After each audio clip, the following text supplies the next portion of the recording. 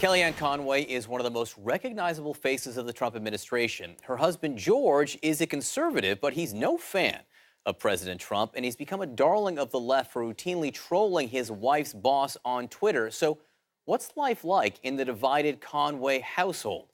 Features and political reporter for the Washington Post, Ben Terrace, was recently invited into the Conways' new Washington, D.C. home and wrote a fascinating piece on the couple's dynamic. This thing is a must read for everybody. Let me read one bit from it, if you will, Ben. George Conway calls you and Kellyanne into a room to show a picture of President Trump, I believe on Inauguration Day, or it may have been election night. He says, George says, "You got to see this picture. You should like it. It's your boss." "He's not just my boss," Kellyanne 51 says. "He's our president." "Yes," George says, walking out of the room. "We'll see how long that lasts." So, Ben, why did they invite you into their home to see this? Well, thanks for having me on, first of all. I think they invited me to their house because I was going to be writing a story about them anyway. And usually it's better to, kind of showcase yourself than just to let a story rely on other people. I don't think they wanted, sniping from people on the outside to be the only part of the story. But when they invited me to their house, there was just so much to see and write about that a lot of the reporting I had beforehand kind of fell out the window because I had so much to work with just by being around them for so long. So much to work with, like this, for instance. You went on a long walk with Kellyanne Conway, which you describe in really compelling detail, including the fact that in a hot Washington day, she didn't sweat one bit, which I don't think is surprising to any of us who've spoken to Kellyanne on TV. She says, quote, "I feel there's a part of him that thinks I chose Donald Trump over him," Kellyanne says as we walk. She's talking about George. She says, which is ridiculous. "One is my work and one is my marriage. Naturally, though, the two things overlap. When George criticizes the president publicly," Kellyanne says, "the media coverage and the implication that they're pitted against each other bothers their children. And as for the president himself, Kellyanne won't say it irks him, but she does think he finds it impolite." On that, she'd agree. There's so much in here that you write in the detail where it just feels to me, the reader, so awkward. Did it feel that way to you inside the house? Yeah, it was a little bit awkward, but I mean, it's a marriage, right? And all marriages have ups and downs. This one is just playing out kind of on a national stage. So it was awkward to be around some bickering, but it didn't seem completely abnormal. It just was kind of abnormal to be a reporter watching it. And I mean, I think what made the story interesting to me was not just that they had tension, but that it's kind of a story about, the country right now. I mean, the president is dominating. He's the front page of every newspaper all the time. He's on CNN all the time. I mean, not showing up himself, but the story's about him.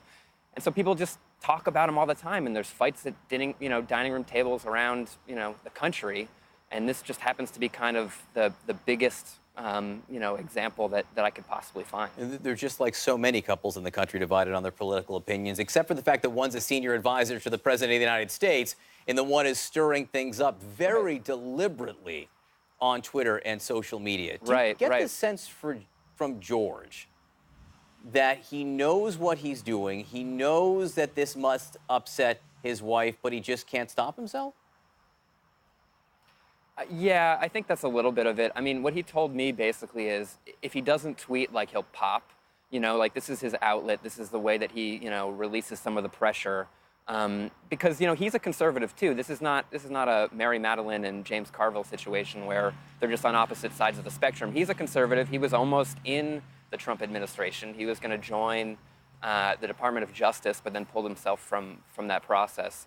And I think he knows it bothers her. And Kellyanne told me that he knows it bothers the children.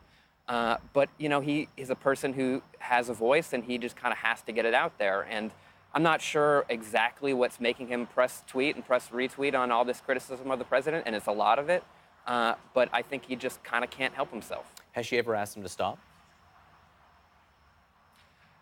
She did not tell me if she ever asked him to stop, but she told me that she rolls her eyes at the tweets. And I mean, certainly her life would be easier if he wasn't criticizing her boss. I mean, one of her top jobs is to sell Trumpism. I mean, she's an architect of kind of what he stands for, and she goes around the country and on television selling what he stands for. And then to have her husband at home undermining it is tough. Let me ask you about that sales pitch, because there was one part here that was fascinating, particularly as a journalist reading it.